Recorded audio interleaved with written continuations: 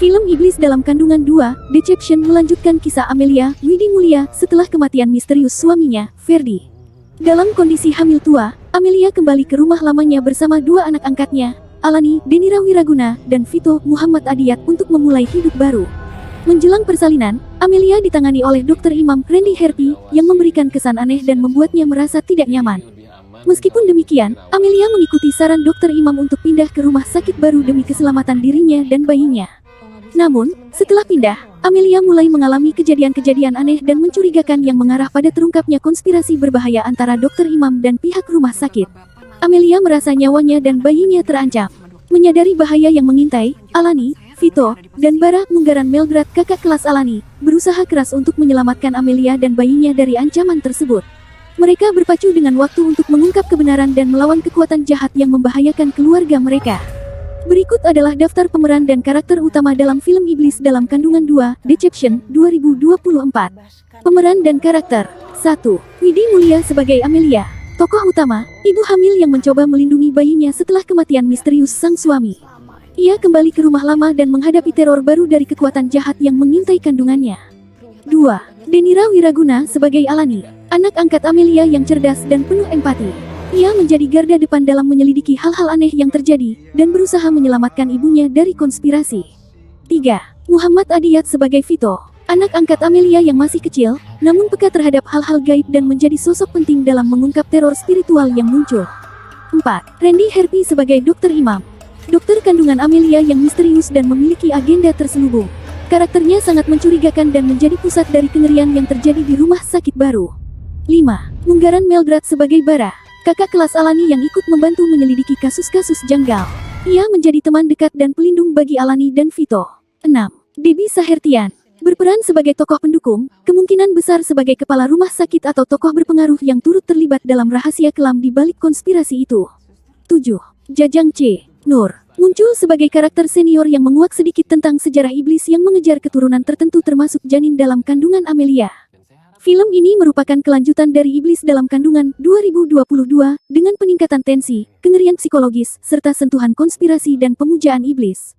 Oke, berikut ini versi cerita kompleks dan mendalam dari Iblis dalam Kandungan 2, Deception ditulis seolah novel horor thriller dengan sentuhan konspirasi spiritual dan teror psikologis. Judul, Darah Iblis, Kandungan Terpilih. Versi kompleks dan naratif dari Iblis dalam Kandungan 2. Prolog. 8 bulan setelah kematian misterius Ferdi, Amelia yang sedang hamil tua pindah ke rumah peninggalan keluarganya, rumah yang dulu sengaja ditinggalkan karena sesuatu yang tidak bisa dijelaskan. Ia membawa dua anak angkatnya, Alani, remaja yang pendiam dan peka, dan Vito, bocah yang sejak kecil kerap mengalami mimpi buruk tentang api, darah, dan seorang wanita berjubah hitam. Bagian 1, Rahim yang diawasi. Amelia mulai merasakan gerakan tidak biasa dari dalam kandungannya. Gerakan janin terasa menyeret dari dalam, bukan menendang. Ia mengunjungi Dr. Imam, dokter kandungan dengan reputasi sempurna, tapi aura mengintimidasi. Dr. Imam menyarankan agar Amelia pindah ke klinik bersalin khusus miliknya, untuk pengawasan lebih intensif. Bagian 2, rumah kedua yang berbicara.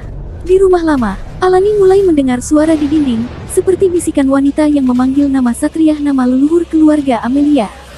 Ternyata rumah itu dulunya adalah tempat kelahiran seorang wanita yang diyakini sebagai rahim pembawa iblis. Vito juga mulai menggambar simbol aneh dengan darah dari hidungnya sendiri saat tidur. Bagian 3, dokter yang menyembah. Amelia mulai curiga dengan Dr. Imam. Ia menyelidiki dan menemukan bahwa sang dokter terlibat dalam organisasi rahasia yang percaya bahwa iblis besar akan lahir kembali melalui rahim wanita keturunan Satriah, dan Amelia adalah satu-satunya garis keturunan yang tersisa. Bagian 4, Ritual PERMURNIAN. Saat malam persalinan tiba, Amelia dibawa ke klinik Imam yang ternyata adalah markas ritual. Ia dibius dan diikat dalam posisi siap bersalin. Di sekelilingnya, puluhan pengikut Imam memakai jubah merah dan membaca mantra kuno. Bayinya bukan hanya akan dilahirkan tapi akan dibuka jalan agar roh iblis masuk ke tubuhnya. Bagian 5, Anak-anak yang melawan. Alani dan Vito, dibantu Bara, menyusup ke klinik. Dengan bantuan video lama peninggalan Ferdi, mereka menemukan cara menghentikan ritual. Kuncinya, membaca mantra penolak roh dan menyiram air dari sumur Satriah yang tersembunyi di belakang rumah tua. Tapi hanya keturunan asli yang bisa membacanya. Bagian 6, Pengorbanan terakhir.